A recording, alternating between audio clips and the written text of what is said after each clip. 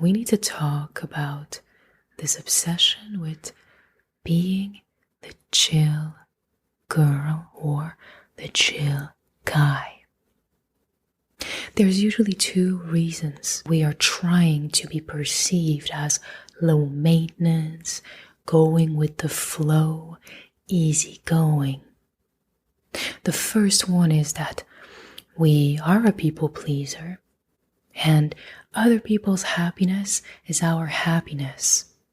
And the more accommodating we are, the more we've learned that people like us, and thus the more we like ourselves. And of course, this is not something that you decided to do, it's something that you've learned. And we'll explore that topic today because it's very important. But also, the other reason you might tend to be the chill and easygoing kind of person in relationships is simply because you want to protect yourself from rejection. But today I'm here to tell you that being easygoing and chill when you actually have needs and you're actually not this way won't protect you from abandonment, won't protect you from being cheated on, being lied to, and will only make you grow resentful, cutting away your chances at long-term success in relationships because it's hard to maintain a mask for more than a year. I wish someone would have sat me down and tell me everything I'm about to tell you as early as possible in my life. Enjoy. Sometimes we feel like the less we ask, the less problems we'll have. And while this could make sense,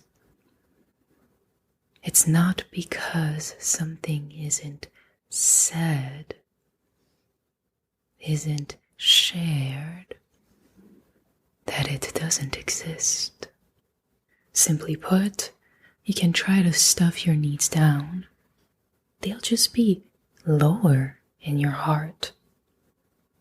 They'll be stuffed down, but not non-existent. And your heart will grow confused, displeased, tight. Your throat will feel like it has a knot in it. There are so many things you need and you want to express, but it feels like you can't. And that's when you choose protecting yourself from rejection over expressing what you need and truly loving yourself. That is a part of self-love. Recognizing your needs and knowing yourself so deeply that when you meet someone, it's easy for you to require things because you don't see yourself as a burden. You don't feel like people doing things for you sucks for them. You were not born thinking that you are a burden to the world. I'm sure you grew up being amazed by every little thing that you could see and being very present and having fun and being carefree until that wasn't acceptable. Maybe you tried to express your needs growing up and it was always shut down. Why are you so complicated? Why are you so difficult? Or stop being so difficult. Maybe something was taken away from you when expressing a need.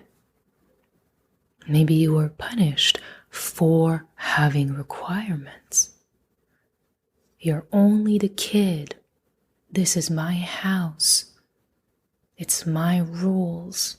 Maybe you were made to feel like you are in no place to have authority in your life. But is it still the case?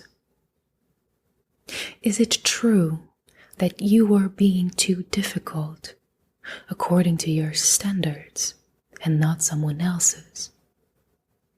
There will always be the temptation to be very low effort. It makes you feel safe. Oh, whatever happens, happens. Just let the flow, let things happen. And that can work for a while, especially in high school. Because in high school, you don't have real responsibilities yet. Sure, you have homeworks. You may have a friend group to maintain, classes to show up to, presentations to do. But you don't have responsibilities such as having a mortgage, paying your rent, choosing how you eat, what kind of food you want to eat, the lifestyle that you want to have, how much time you want to invest in your friendships, your relationship. Where do you want to live? How much of a family do you want? Where do you want to grow your career? What career do you want? What hobbies do you have? When do you want to spend time on doing them? And these are just few examples to show you that the more you grow up, the more requirements you need, because your life is yours to create. And of course, like I said, if you start your life being the chill guy, the chill girl that is okay with anything, that never has any requirement, never has any complaint, it's fine until a certain point. And you will feel when that point arrives. You'll face someone that you have feelings for, that you feel inclined to please and you feel inclined to see and to spend time with. Sometimes you might be shopping for yourself and you see something that reminds you of them and you're inclined to buy them gifts. You're inclined to present them to your friends. You're inclined to think about your future and including them in it because you don't see yourself losing them. And if that's the case, your time, your energy, your care, your presence must have requirements. It must have requirements because you are pouring from your cup into someone else's. And oftentimes, when you tend to be the chill girl, the chill guy, you usually also tend to be a people pleaser. Because the goal is more or less the same. You're trying to avoid conflict and you're trying to be liked. Thus, it's very easy for people like you to keep pouring and pouring and pouring,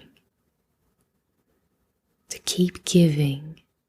Because your sense of self depends on how other people perceive you. And if someone is unhappy with you, you are unhappy with yourself. When your self-worth is defined by other people and how happy, pleased, and content they are with you, your self-worth is fragile because you're not coming from a place of self-trust, meaning that if you feel like you need something, this will benefit the relationship, make you happier, and people are happy to please you because you are happy to please yourself.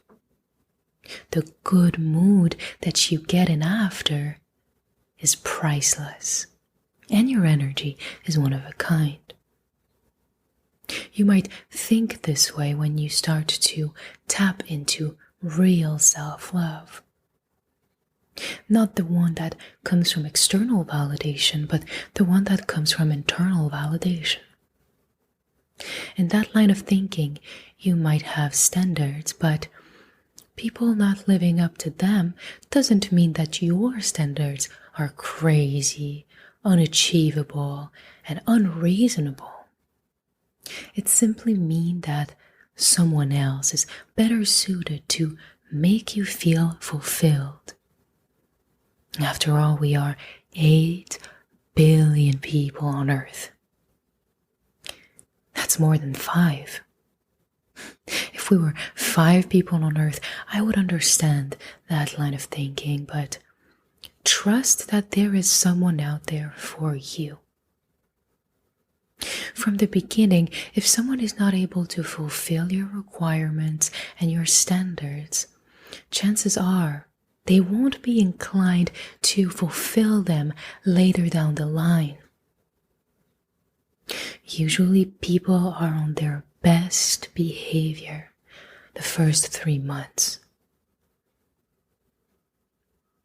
If in the first 3 months people are not introduced to what you need, they'll feel like you change, or something is weird, or it's not like the way we used to be. Later on, if you start requiring things a year, 2 years, and 3 years down the line.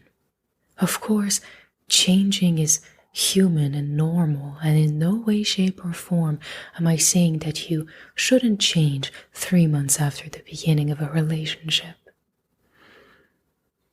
But in the beginning, when there is no real involvement, when you're just trying to set the tone and learn about someone to weed out if they are meant for you, you should be proud to have requirements. All in all, I believe that masking ourselves as the chill girl or the chill guy only strips our partners from their ability to please us. Being the chill girl or the chill guy has no merit. It doesn't make you a better person, won't save you from cheating, lying, rejection, abandonment, or anything you might fear. To conclude, there is nothing wrong with you having requirements, especially after the ages of 18, 19, 20, 25, 30, 40. If you're in high school, sure, you may have little requirements and date mostly for fun. But you can have fun with your friends, and you can have fun with your family. Fun is an important component of chemistry, but is not enough to decide if someone is suited to be your partner.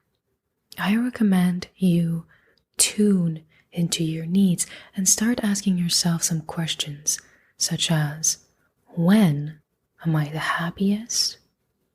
What makes me happy?